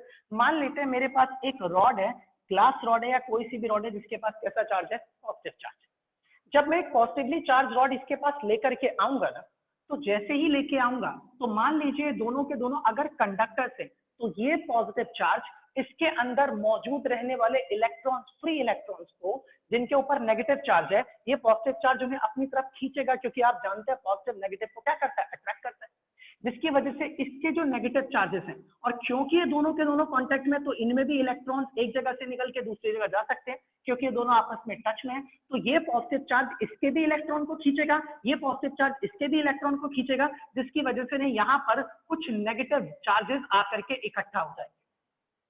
अब जहां से नेगेटिव चार्ज निकल करके आ गया, मैंने आपको बोला था अगर किसी जगह से नेगेटिव खींच करके बाहर आ गया ना, तो इसका मतलब जहां से भी नेगेटिव निकलता है वहां पर पीछे क्या छूट जाता है, पॉजिटिव पॉजिटिव। मगर एक बात का ख्याल रखिएगा, 1 2 3 4 5 6 नेगेटिव चार्ज है, तो यहाँ पर भी 6 ही क्या दिखने चाहिए, पॉजिटिव चार्ज, क्योंकि जितने इलेक्ट्रॉन्स यहाँ आएंगे उतने ही पीछे पॉजिटिव चार्ज छूट जाएंगे। इसी चीज को लोग समझाने के लिए ऐसे भी बोलते हैं कि पॉजिटिव चार्ज ने नेगेटिव चार्ज को अपनी तरफ अट्रैक्ट कर देगा और पॉजिटिव चार्ज पॉजिटिव को रिपेल करके अपने से कहा ले जाएगा। तो अगर आपने जैसे ही इस रॉड को हटाया, ये नेगेटिव और ये पॉजिटिव फिर एक दूसरे को अट्रैक्ट करेंगे और फिर मिलके न्यूट्रल कर देंगे एक दूसरे को, फिर से इसका चार्ज 0 और इसका भी चार्ज क्या हो जाएगा, 0 हो जाएगा। यानी कि ये जो फिनोमेना आप देख रहे हैं ना, इससे आपने इसको नेगेटिवली चार्ज कर दिया और इसे पॉजिटिवली चार्ज कर दिया। स्टेप नंबर 2 के बाद स्टेप नंबर 3, आप इस रॉड को एज इट इज बने रहने दीजिए, जैसे ये रॉड थी जिसके पास पॉजिटिव चार्ज था, आप इसे पॉजिटिवली चार्ज रहने दीजिए। बस अब इन दोनों स्फीयर्स को एक दूसरे से दूर कर दीजिए। जैसे ही आप इसे दूर करेंगे, यानी कि एक ये रहा स्फीयर आप लोगों का यहाँ पर और दूसरा स्फीयर ये रहा, हमने इन दोनों स्फीयर्स को एक दूसरे से दूर कर दिया। अब दोनों को अगर दूर कर दिया तो इसका जो नेगेटिव चार्ज था 1 2 3 4 5 6 यूनिट नेगेटिव चार्ज और 6 यूनिट ही पॉजिटिव चार्ज। अब इसके पास नेगेटिव चार्ज रह गया और इसके पास कौन सा चार्ज रह गया, पॉजिटिव चार्ज रह गया। अगले स्टेप की बात करूं, स्टेप नंबर 3 के बाद स्टेप नंबर 4, अब आप अपनी इस रॉड को उठाइए और हटा करके रख दीजिए कहीं और ये दोनों की दोनों बॉडीज को वापस जब आप देखेंगे तो आपको यहाँ पर ये दोनों बॉडीज ऐसी नजर आएंगी जिसमें एक के ऊपर पॉजिटिव चार्ज होगा और एक के ऊपर नेगेटिव चार्ज। तो इसका जो नेगेटिव चार्ज है वो अब किस तरफ आ जाएगा, क्यों आएगा इस तरफ, वो इसलिए आ जाएगा और यहाँ पर पॉजिटिव चार्ज, क्योंकि अब ना ये पॉजिटिव और ये नेगेटिव एक दूसरे को अपनी तरफ क्या कर रहे हैं, अट्रैक्ट, इसलिए नेगेटिव इधर खींचेगा और पॉजिटिव इस तरफ खींचेगा। लेकिन याद रखिएगा इधर का नेगेटिव और इधर का पॉजिटिव दोनों चार्जेस बिल्कुल इक्वल है, ये पॉजिटिव है ये वाला और ये वाला कैसा हो गया, नेगेटिव। और अब आप स्टेप नंबर 5 के अंदर दोनों स्फीयर्स को एक दूसरे से ज्यादा दूरी पर रख दीजिए, इतनी दूरी पर ताकि ये एक दूसरे को ना अट्रैक्ट कर पाए और ना ही रिपेल कर पाए, ताकि अब ये वाला जो नेगेटिव चार्ज आप देख रहे हैं ये सारे का सारा नेगेटिव चार्ज एक दूसरे को रिपेल भी तो करेगा और रिपेल करेगा तो ये सब एक दूसरे से जितना दूर जा सकते हैं उतनी दूर जाने की कोशिश भी करेंगे, जिसकी वजह से ना अब ये वाला नेगेटिव चार्ज ना इस तरीके से पूरी बॉडी के ऊपर चारों तरफ यूनिफॉर्मली डिस्ट्रीब्यूट हो जाएगा और ये वाला पॉजिटिव चार्ज भी पूरी बॉडी के ऊपर चारों तरफ यूनिफॉर्मली क्या हो जाएगा, डिस्ट्रीब्यूट। और इस तरह से आपने इन दोनों बॉडीज को बिना किसी चार्ज बॉडी के टच किए ही चार्ज कर दिया, एक पे पॉजिटिव चार्ज आ गया और एक पर कैसा आ गया, नेगेटिव चार्ज। इस तरह का जो मेथड होता है चार्जिंग का, उसी को हम लोग क्या बोलते हैं, that is called charging by induction. मैं आपको फिर से ये बात समझाता हूं, एक ऐसा प्रोसेस जिसके अंदर हम किसी भी बॉडी को बिना एक्चुअली टच किए, बिना छुए या बिना किसी चार्ज बॉडी के कांटेक्ट में लाए अगर हम उससे चार्ज कर दें तो इस तरह के मेथड को, इस तरह के प्रोसेस को, इस तरह के फिनोमेना को हम लोग बोलते हैं चार्जिंग बाय इंडक्शन। और पिछले वाले में क्या था, चार्जिंग बाय कंडक्शन। एक्चुअल में एक चार्ज बॉडी को किसी अनचार्ज बॉडी से टच करते थे तब चार्जेस की शेयरिंग होती थी, वो था चार्जिंग बाय कंडक्शन। तो अब आप 3 मेथड जानते हैं, पहला चार्जिंग बाय रबिंग, दूसरा चार्जिंग बाय कंडक्शन और तीसरा चार्जिंग बाय इंडक्शन। ये जो चीज है आप लोगों के नोट्स में मैंने ये डाल रखी है, सब कुछ बिल्कुल स्टेप टू स्टेप मैंने ये करा हुआ है, आप वहां से देख लीजिएगा। सुनिए अब ध्यान से। अब ना मैंने आप लोगों को जो चीजें पढ़ा दी ये सब कुछ आप देखेंगे ना एनसीईआरटी में एज इट इज मिलेगा। अब एनसीईआरटी का ना एक एग्जांपल है, वो एग्जांपल मैं आप लोगों के सामने डिस्कस करने वाला हूँ, वो है एग्जांपल नंबर 1.1। मेरे नोट्स में वो एग्जांपल लिखा है, मैं आप लोगों के साथ वो वाला एग्जांपल डिस्कस कर रहा हूँ, ध्यान से सुनिएगा। अगर आपको यहाँ तक के मेथड में किसी भी तरह की कोई प्रॉब्लम है, कोई डाउट है, तो आप अनम्यूट करके मुझसे सवाल पूछ सकते हैं, पूछ लीजिए अगर किसी को कोई किसी तरह की दिक्कत है या डाउट है तो। हाँ भाई सर ये आपने इसका, सर ये जो आपने इसका दूसरा तीसरा चौथा समझाया था ना वो पल्ले नहीं पड़ा थोड़ा। अच्छा आपका नाम क्या है भाई? विशाल। विशाल, ओके विशाल, ओके चलो ठीक है, मैं एक बार इसको फिर से समझाता हूँ, इन शॉर्ट फटाफट देख लेते हैं, ठीक है? ओके विशाल अनम्यूट कर। ठीक है ठीक है। सपोज कर लीजिए ये रही पहली बॉडी और ये रही आपके पास दूसरी बॉडी, ये दोनों की दोनों बॉडीज स्टैंड पर रखी हैं, ये आप लोगों को पता है। पहला स्टेप था ये। दूसरे स्टेप में मैंने क्या किया, एक ना ग्लास रॉड लाया जिसके ऊपर कोई भी चार्ज हो सकता है, मान लीजिए कैसा चार्ज था, पॉजिटिव चार्ज। अब जैसे ही पॉजिटिवली चार्ज रॉड लाऊंगा, ये पॉजिटिव चार्ज इन दोनों बॉडीज के नेगेटिव चार्जेस को अपनी तरफ क्या करेगा, अट्रैक्ट, इसके भी नेगेटिव खींच लेगा और इसके भी नेगेटिव खींच लेगा। अब यहाँ से जो नेगेटिव खींच के इधर आ जाएंगे तो जहां से नेगेटिव निकल गया तो वहां पर पीछे क्या छूट जाएगा, पॉजिटिव चार्ज। जाहिर सी बात है, इसका मतलब इसने नेगेटिव को खींच लिया और पॉजिटिव को क्या कर दिया, रिपेल। अब उसके बाद जब ये पॉजिटिव और नेगेटिव हो गए, अब हमने इस रॉड को यहीं रखा, इन दोनों बॉडीज को सेपरेट कर दिया, इसको अलग कर दिया यहाँ पर और इसको भी अलग कर दिया यहाँ पर, और ये वाली रॉड जैसी थी उसे मैंने एज इट इज रहने दिया। इस पॉजिटिव ने अभी भी नेगेटिव को अट्रैक्ट कर रखा है और इस पॉजिटिव ने अभी भी पॉजिटिव को क्या कर रखा है, रिपेल कर रखा है। अगले स्टेप में मैंने इस वाली रॉड को यहाँ से हटा दिया। जैसे इस रॉड को हटाऊंगा तो ये वाला जो नेगेटिव चार्ज है वो इस तरफ खींचेगा क्योंकि पॉजिटिव इसे खींचेगा, और ये नेगेटिव पॉजिटिव को खींचेगा, जिसकी वजह से अब यही वाला नेगेटिव चार्ज यहाँ से हट करके इधर आ जाएगा और यही वाला पॉजिटिव चार्ज यहाँ से हट करके इस तरफ आ जाएगा। अगले स्टेप में मैंने इन दोनों बॉडीज को बिल्कुल दूर दूर कर दिया। ये नेगेटिव चार्ज वाली बॉडी ये रही दूर और पॉजिटिव चार्ज वाली बॉडी ये रही दूर। आप जानते हैं नेगेटिव एक दूसरे को रिपेल करते हैं, तो ये सब आपस में एक दूसरे को रिपेल करके जितना दूर दूर जा सकते हैं उतनी दूर दूर जाएंगे, जिसकी वजह से सारा का सारा चार्ज पूरी बॉडी पे यूनिफॉर्मली बिखर जाएगा, फैल करके डिस्ट्रीब्यूट हो जाएगा। ऐसे ही पॉजिटिव भी एक दूसरे को रिपेल करेंगे और सारे के सारे पॉजिटिव चार्जेस एक दूसरे से दूर दूर बिखर करके फैल जाएंगे। इसका मतलब इस तरह से आपने इस मेथड से एक ही बार में कितनी बॉडी चार्ज कर ली, दो, तो इस वाले मेथड को हम बोल सकते हैं, इसी मेथड को हम लोग बोलते हैं चार्जिंग बाय इंडक्शन। अब क्लियर है भाई आपको? ठीक है, कोई नहीं, डाउट हो तो आप अनम्यूट करके पूछ लेना। और हाँ सर, हाँ सर। ठीक है, ओके ओके। चलिए अब हम ना एक छोटा सा सवाल देखते हैं, ध्यान से सुनिएगा इस क्वेश्चन। एनसीईआरटी का एग्जांपल नंबर 1.1 है। अगर आपके पास एनसीईआरटी की किताब नहीं है तो भाई परेशान मत होना, प्ले स्टोर पे बहुत सारे ऐप्स हैं, आप कोई भी ऐप डाउनलोड कर लो एनसीईआरटी का, वहां आपको 11th और 12th सारी सब्जेक्ट की किताबें मिल जाएंगी।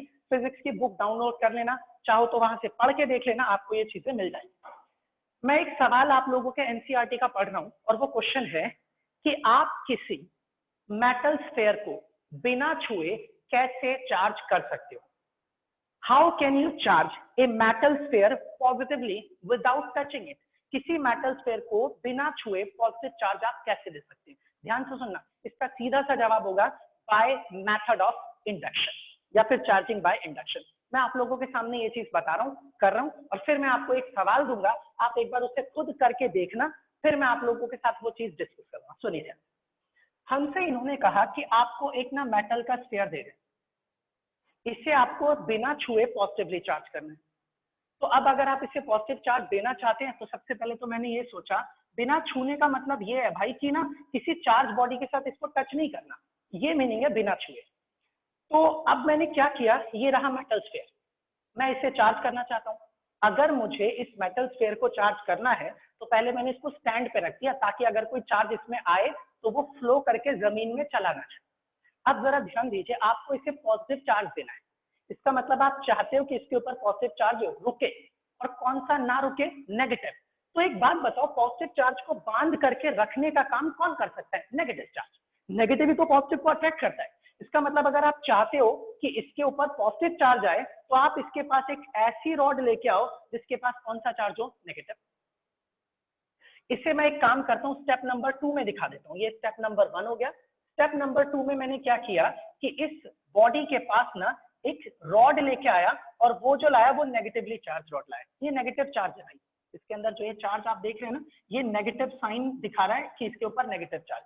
मैं नेगेटिव ही क्यों लाया, क्योंकि मुझे इसे पॉजिटिवली चार्ज करना है, और नेगेटिव चार्ज ही पॉजिटिव को रोक करके रख सकता है। जैसे ही नेगेटिव चार्ज आप लाएंगे तो इस तरफ कौन सा चार्ज ये अट्रैक्ट करना शुरू करेगा, पॉजिटिव, और किससे रिपेल कर देगा, नेगेटिव। ख्याल रखिए 1 2 3 4 5 पॉजिटिव है तो 5 ही क्या होने चाहिए, नेगेटिव। इस तरह से ना इसने पॉजिटिव को अपनी तरफ खींच दिया और नेगेटिव को रिपेल कर दिया। स्टेप नंबर 2 के बाद स्टेप नंबर 3 में आप इस रॉड को ऐसे ही रहने दीजिए जिसके पास नेगेटिव चार्ज था, और ये आपके पास एक बॉडी है जिस बॉडी को आप चार्ज करना चाहते थे। अब मैंने क्या किया, यहाँ पर पॉजिटिव चार्ज थे 5 यूनिट और यहाँ पर नेगेटिव चार्ज थे। मैंने क्या किया, एक वायर ली और इस वायर को ला करके इस बॉडी से जोड़ा और जोड़ करके ना ग्राउंडिंग कर दी, जमीन में इसको कनेक्ट कर दिया। ये जो सिंबल होता है इसे बोलते हैं ग्राउंडिंग या अर्थिंग का सिंबल। जहां पर भी ये दिख जाए आप समझ लेना कि हमने इस तार को ला करके जमीन के ग्राउंड से ला करके जोड़ दिया या फिर इसको कनेक्ट कर दिया गया। अब देखिए ये पॉजिटिव चार्ज ना ये नेगेटिव चार्ज से अट्रैक्ट हो रहा है, इसलिए पॉजिटिव कहीं नहीं जा सकता क्योंकि इस नेगेटिव ने इसको खींच के रखा हुआ, और ये नेगेटिव इस वाले नेगेटिव को जबरदस्ती क्या कर रहा है, रिपेल कर रहा है, और रिपेल भी कर रहा है। और अब आपने इसमें एक तार भी जोड़ दी। अब ये नेगेटिव इस नेगेटिव को रिपेल कर रहा है, जिसकी वजह से रिपल्शन की वजह से सारे का सारा चार्ज अब इनको रास्ता मिल गया, इस वायर के थ्रू फ्लो करके कहां पर चले जाएंगे, जमीन में। और जब ये सारे के सारे चार्जेस जमीन में चले गए, तब आप अपनी इस वाली रॉड को यहाँ से क्या कर लीजिए, हटा लीजिए। और जब आप अगले स्टेप में इस रॉड को यहाँ से हटा लेंगे और ये वाली वायर भी यहाँ से कट कर देंगे, मैं चौथे स्टेप के अंदर ये दिखा देता हूँ कि ये रॉड मेरे पास अभी फिलहाल के लिए ऐसे ही रहने देता हूँ। अब यहाँ पर पॉजिटिव चार्ज अभी भी मौजूद है और ये रहा इंसुलेटिंग स्टैंड, और मैंने ये वाली जो वायर है ग्राउंडिंग वायर को अब हटा दिया, सारा नेगेटिव चार्ज जमीन में चला गया। अब इसके पास सिर्फ कौन सा चार्ज बच गया, पॉजिटिव। और अब की बार मैंने इस रॉड को भी हटा लिया और स्टेप नंबर जब आप 5 को देखेंगे तब आपको पता चलेगा कि ये सारे के सारे पॉजिटिव चार्जेस एक दूसरे को क्या कर रहे हैं, रिपेल कर रहे हैं, और ये सारे के सारे यूनिफॉर्मली डिस्ट्रीब्यूट हो जाएंगे पूरी की पूरी बॉडी के ऊपर। इस तरह से हमने बिना इस चार्ज बॉडी को इससे टच किए ही चार्ज कर दिया, और ये जो मेथड है इसे भी हम लोग क्या बोलते हैं, that is called charging by induction. किसी को कुछ पूछना है इसके अंदर? ठीक है, ओके, शायद किसी का माइक चालू हो गया, भाई अनम्यूट, उसको म्यूट कर लीजिए। तो ये था हमारे पास मेथड चार्जिंग बाय इंडक्शन का। अब एक चीज सुनिए, मैंने कहा कि आप किसी बॉडी को पॉजिटिवली चार्ज कर सकते हैं बिना उसे टच किए, तो आपका आंसर होगा यस, कर सकते हैं। और ऐसा करने के लिए आप कौन सी रॉड लाए, नेगेटिवली चार्ज। अपना भाई एक बात सुनना, अगर कोई आपसे ये कहे कि मुझे एक बॉडी को ना बिना छुए पॉजिटिवली चार्ज करना है, तो आप क्या करोगे? आप बोलोगे सर जब हमें नेगेटिवली चार्ज करना है तब आप क्या करोगे? आप बोलोगे इसका मतलब हमें इस बॉडी पे नेगेटिव चार्ज को रोकना है, और नेगेटिव चार्ज को रोकने का काम अगर कोई कर सकता है तो वो कौन कर सकता है, पॉजिटिव चार्ज। तो उस केस में आप यहाँ पर जो रॉड लाएंगे वो कौन से वाले चार्ज की लेके आएंगे, पॉजिटिवली चार्ज रॉड। और वो जब पॉजिटिवली चार्ज रॉड आप लेकर के आएंगे तो वो पॉजिटिवली चार्ज रॉड ना यहाँ के नेगेटिव चार्जेस को खींचेगी और किन को रिपेल कर देगी, यहाँ से पॉजिटिव चार्जेस को। इसी तरीके से ये वाली रॉड आपके पास कैसी है, पॉजिटिवली चार्ज रॉड है, तो इसका मतलब ये पॉजिटिवली चार्ज रॉड ना इसके नेगेटिव चार्जेस को अट्रैक्ट करेगी और किसको रिपेल करेगी, पॉजिटिव चार्जेस को। भाई अब ना एक बात को बहुत ही ध्यान से और बहुत ही बारीकी से समझिएगा। सुन, आपने अभी भी देखा मैंने क्या बोला, पहले वाले केस की बात करो कि सारा नेगेटिव चार्ज फ्लो करके जमीन में चला गया। कई बार कुछ किताबों में भी ऐसा दिखाया गया है गलती से कि उन्होंने ना ये पॉजिटिव चार्ज को ना ऐसे जाते हुए दिखा रखा है इस तरीके से कि पॉजिटिव चार्ज फ्लो करके जमीन में चला गया। भाई ये सिर्फ कहने की बात है, एक्चुअल में मैंने आपको बताया था ना कि पॉजिटिव चार्ज कभी भी कहीं भी नहीं जाता, क्योंकि पॉजिटिव चार्ज प्रोटॉन के पास होता है और प्रोटॉन होते हैं एटम के न्यूक्लियस के अंदर, और न्यूक्लियस को हम रगड़ करके आसानी से तोड़ नहीं सकते, इसलिए जो चार्ज फ्लो करता है वो सिर्फ और सिर्फ इलेक्ट्रॉन की वजह से फ्लो करता है। पिछली बार जब यहाँ नेगेटिव चार्ज था तो इसका मतलब वो नेगेटिव चार्ज इलेक्ट्रॉन्स के पास था, वो इलेक्ट्रॉन फ्री थे, मैंने ग्राउंड से कनेक्ट किया था, सारे के सारे फ्री इलेक्ट्रॉन ग्राउंड में चले गए, जिसकी वजह से नेगेटिव चार्ज पिछली बार गायब हो गया था। अब की बार पॉजिटिव चार्ज है, अब ये पॉजिटिव चार्ज फ्री नहीं है कि फ्लो करके जमीन में चला जाए, तो फिर ये चीज इस तरीके से ड्रॉ करना बिल्कुल गलत है। इस हालात में कहानी बिल्कुल ही पलट जाती है। अब की बार जमीन से इलेक्ट्रॉन निकलते हैं और ये नेगेटिव चार्ज फ्लो करते करते ऊपर आता है, और जैसे ही नेगेटिव चार्ज इस पॉजिटिव से आकर के मिलता है, ये पॉजिटिव एक नेगेटिव की वजह से क्या हो जाता है, न्यूट्रलाइज। ऐसे ही जमीन का फिर नेगेटिव दूसरे वाले पॉजिटिव को न्यूट्रलाइज करता है, और इस तरह से सारे के सारे पॉजिटिव चार्जेस जमीन से आने वाले नेगेटिव चार्ज से क्या हो जाते हैं, न्यूट्रलाइज हो जाते हैं, और देखने में ऐसा लगता है कि सारा का सारा पॉजिटिव चार्ज जमीन में चला गया, जबकि एक्चुअल में कोई पॉजिटिव चार्ज फ्लो करके जमीन में नहीं जाता। जमीन से इलेक्ट्रॉन निकल करके आते हैं और इस पॉजिटिव चार्ज को न्यूट्रलाइज कर देते हैं, और जब हम देखते हैं तो हमें लगता है हमने तार को जोड़ दिया और पॉजिटिव चार्ज गायब हो गया, इसलिए हमें लगता है कि पॉजिटिव जमीन में फ्लो करके चला गया। कई बार इस बात को बोलते बोलते ना लोग अब इसको ठीक ही मानने लग गया, पॉजिटिव फ्लो करके चला गया कहने के लिए ठीक है, बट एक्चुअल में ऐसा कुछ नहीं होता, पॉजिटिव कभी भी फ्लो नहीं करता।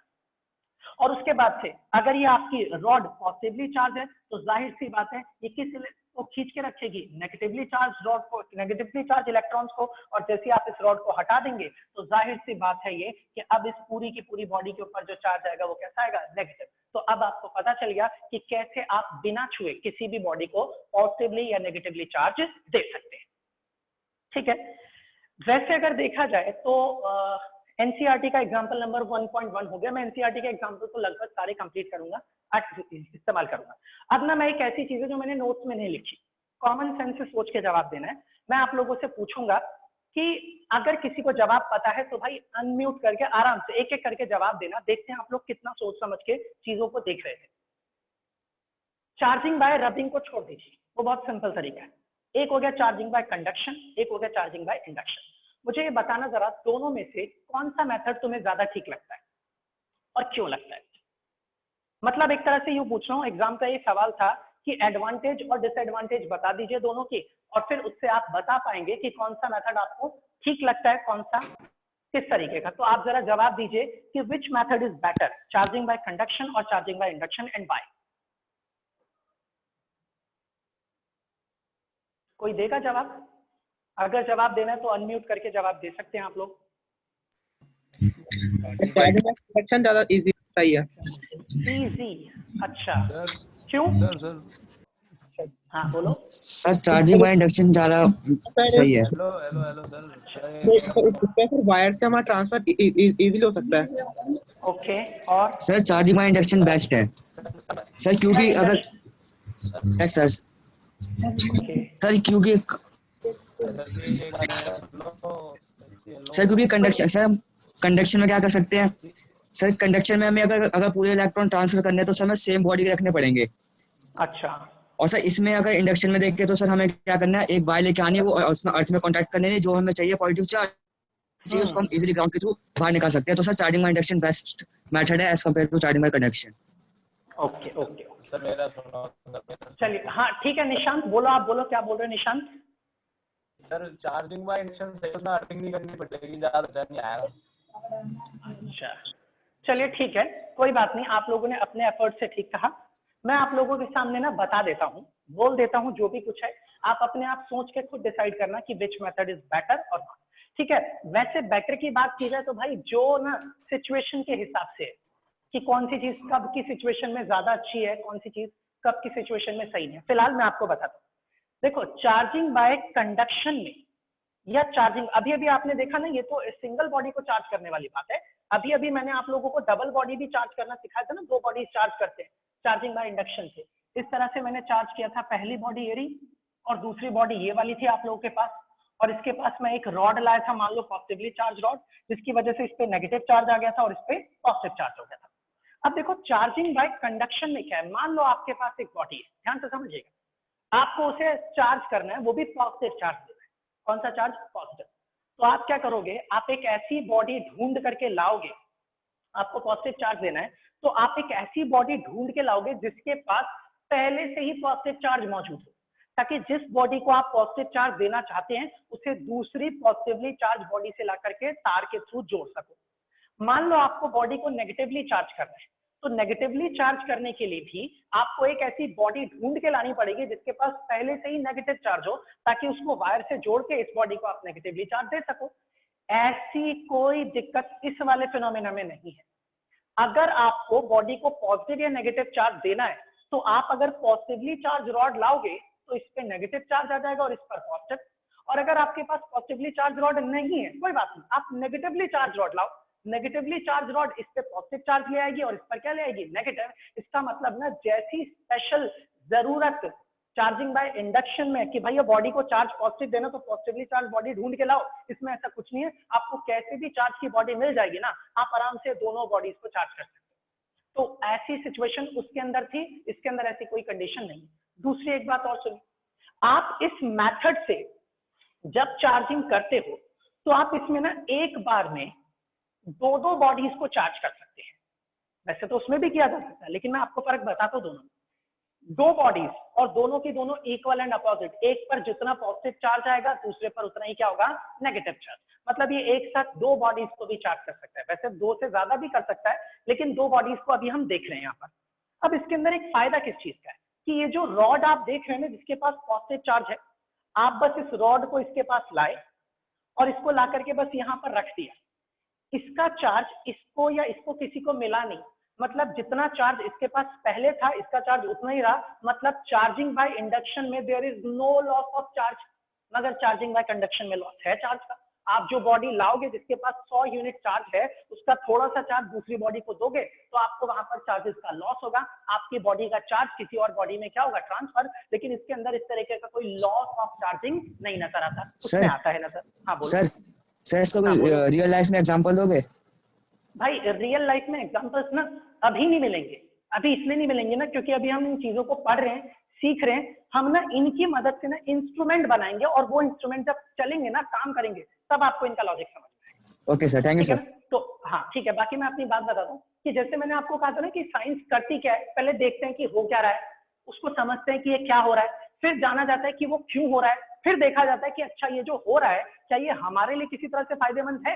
तो अभी आप ये समझ रहे हैं कि क्या हो रहा था, वो मैंने पिछली क्लास में बता दिया, आसमान से बिजली का चमकना, स्केल को रगड़ने पर कागज का चिपकना। अब हम ये जान रहे हैं कि ये सब क्यों हो रहा है। जब आप ये क्यों जान जाएंगे ना, तब आप देखेंगे कि अब ये जो क्यों हो रहा है, जो भी कुछ हो रहा है, ये सब हम अपनी जरूरत के लिए कैसे इस्तेमाल कर सकते हैं। मोबाइल में चार्जेस का इस्तेमाल किया जाता है, बहुत सारी चीजों में हम इनका इस्तेमाल करते हैं। अब ध्यान से सुनिएगा।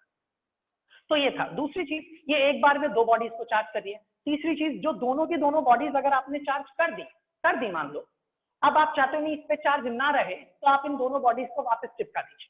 जैसे आप इनको वापस टच करेंगे ना, ये दोनों एक दूसरे का पॉजिटिव और नेगेटिव एक दूसरे को न्यूट्रलाइज कर देंगे और फिर से ये बॉडी पहले जैसी हो जाएंगी। कैसी? अनचार्ज बॉडी हो जाएंगी। इस हिसाब से अगर आप सोच करके लिखें तो बहुत सारे और डिफरेंसेस लिख सकते हैं। किसी को कुछ पूछना है? ठीक है, तो यहां तक की बातें क्लियर है। और भी हाँ बोलो भाई, कौन पूछना चाहता है? अनम्यूट करके पूछ लो। किसी को कुछ पूछना है? कोई पूछ रहा था अभी? चलिए कोई बात नहीं। तो ना भाई, अब आज के लिए जो क्लास है वो मैं ना यहीं तक रखता हूं। आज के लिए इतना काफी है, बाकी हम नेक्स्ट क्लास में करेंगे। और एक बात सुन लीजिए जरा कि अभी 7 बजे आपकी क्लास फिर से होगी मैथ की, फिजिक्स की नहीं, मैथ की क्लास होगी आज शाम को 7 बजे से 12th का। मैं चैप्टर नंबर 3 पढ़ाऊंगा मैथमेटिक्स का, मैं ही पढ़ाऊंगा। ठीक है, आप में से जो भी बच्चे हैं, नए पुराने जो भी है, मेरे को जानते हैं नहीं जानते, सभी लोग क्लास अटेंड कर सकते हैं। 7 बजे से थोड़ी सी देर पहले मैं लिंक व्हाट्सएप के ग्रुप में डाल दूंगा, आप लोग वहां से शेयर करके अपने आप आपस में मुझसे ज्वाइन हो लीजिएगा मीटिंग में। आपका कोई भी यार दोस्त, मम्मी पापा बुआ भतीजी बॉयफ्रेंड गर्लफ्रेंड ताया ताई कोई भी हो, किसी को भी पढ़नी हो मैथमेटिक्स 12th क्लास का मैट्रिक्स, तो मैं पढ़ाने जा रहा हूँ 7 बजे। आप ट्राई क्लास लीजिए, अभी क्लासेस फ्री हैं और तसल्ली से क्लासेस ले लीजिए। अगर आपको ठीक लगेगा तो कंटिन्यू कीजिएगा और नहीं ठीक लगेगा तो कोई बात नहीं। आप लोग अगर कहीं पढ़ भी रहे हैं, किसी भी जगह पढ़ रहे हैं तो ठीक है ना, लॉकडाउन है, खाली पढ़े हैं, फालतू है तो हाँ जी, किसी को कुछ पूछना है पूछिए भाई। दिव्यांश पूछो।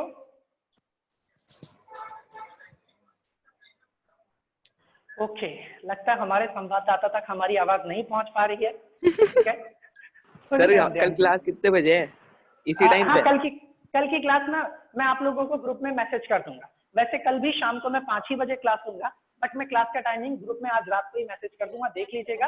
और वैसे ना कल संडे है ना, हाँ ठीक है, कल भी आप लोगों की फिजिक्स की क्लास सेम टाइम पे होगी 5 बजे और क्लास नंबर 3 होगी। और जिन लोगों की कुछ पूछना है किसी को और जिन लोगों का कुछ डाउट है, कोई प्रॉब्लम है, तो भाई व्हाट्सएप पे मैसेज कर दीजिएगा, मैं उस मैसेज का रिप्लाई जरूर करूंगा। या फिर आप मुझे फोन करके भी डाउट पूछ सकते हैं, मैं आपकी पर्सनल मीटिंग रख दूंगा लाइव, एक सिंगल बंदे के साथ भी मैं उसका डाउट डिस्कस कर लूंगा। अगर कोई प्रॉब्लम है तो मुझे कॉल करके मैसेज करके पूछ लीजिएगा, सर मुझे ये दिक्कत है या ये परेशानी। और फटाफट वीडियो खत्म होने का धड़ल्ले से कॉल पे कॉल मत करना, मैसेज कर देना, सर मुझे डाउट है, मैं अपने आप ही आपको कॉल करके या मैसेज करके डिस्कस कर लूंगा, या फिर कॉल करके भी पूछ सकते हो, ज्यादा नहीं।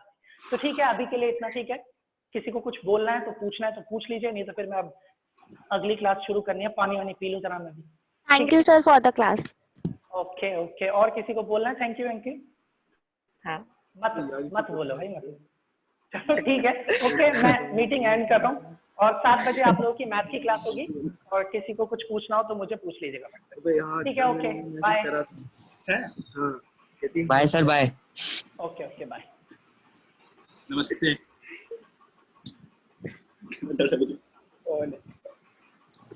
भाई कभी भी ऑन चुप रहे।